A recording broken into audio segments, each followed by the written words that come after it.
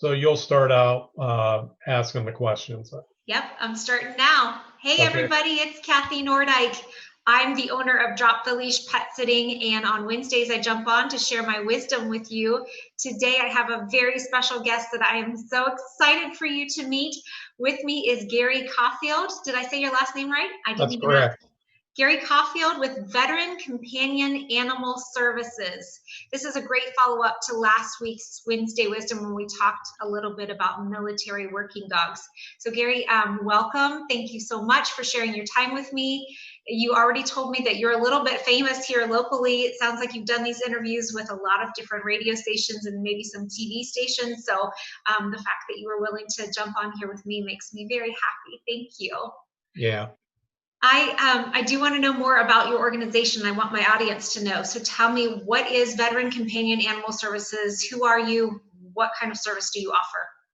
Well, we're focused basically on trying to enrich the lives of veterans and military families. We do that by providing them with companion dogs. And well, that works out really well because, as anybody that's on here probably has a dog, they know the human animal bond that takes place almost instantly. So that's what we're banking on.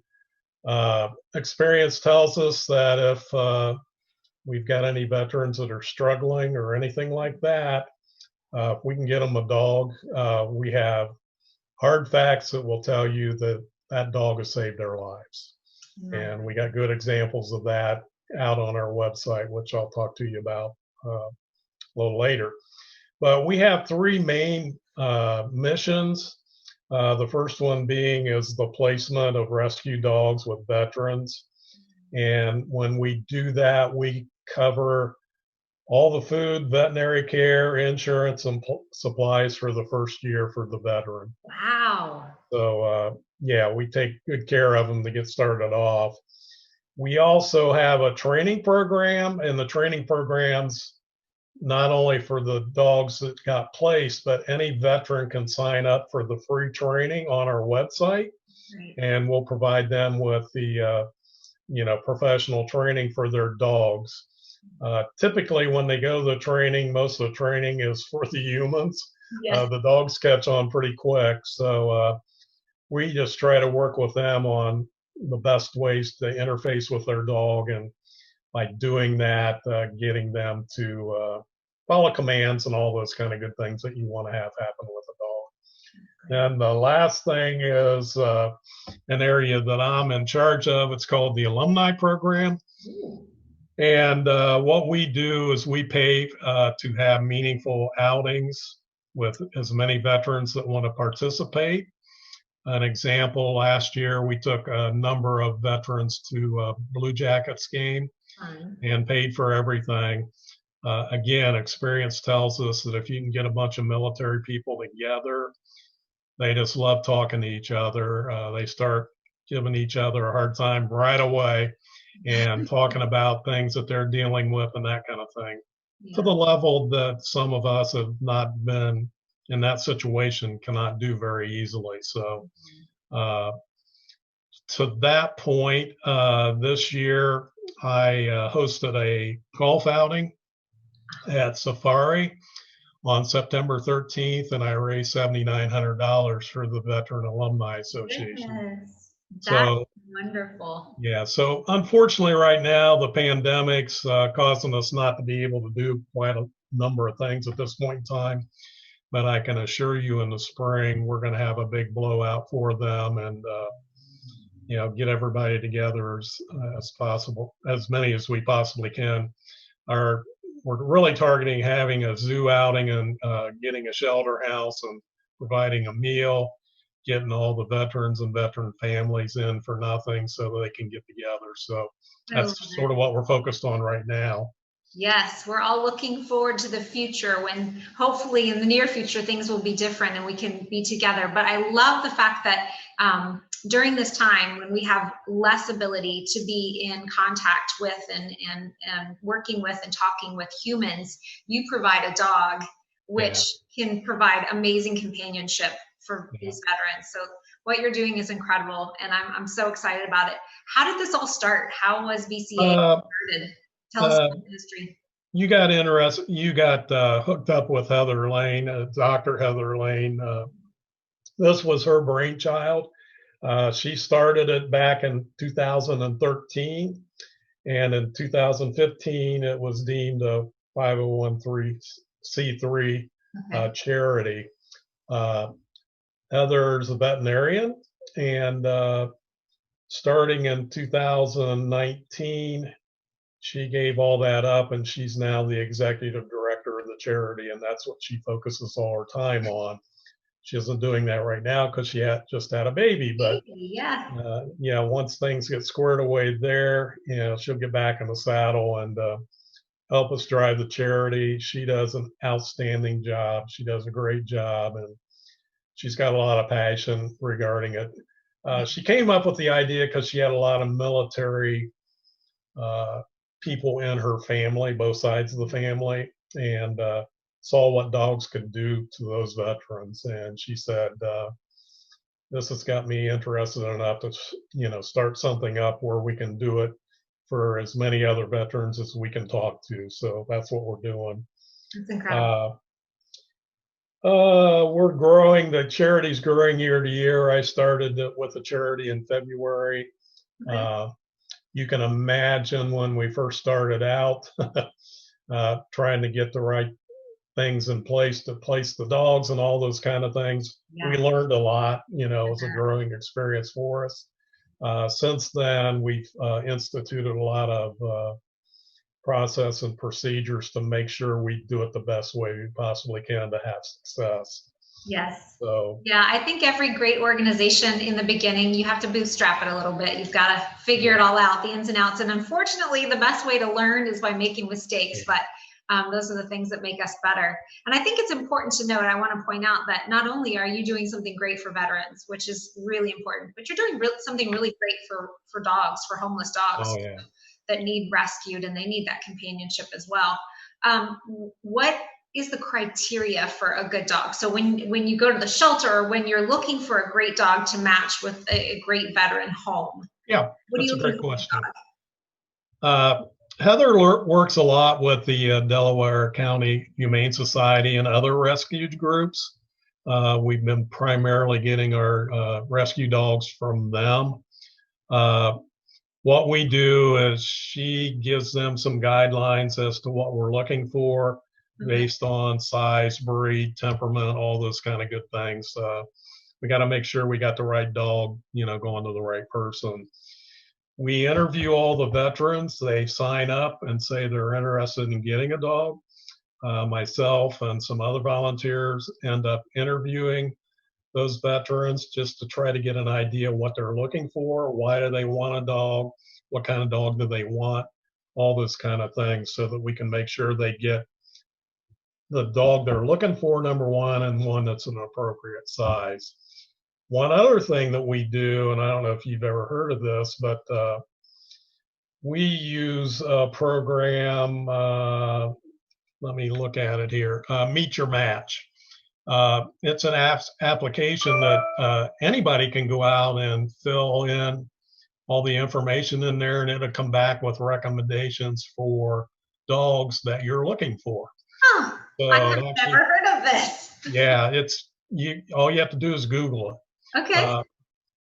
But anyway, we have them fill that out, and that helps us, in making a determination as to what might be the best dog for them.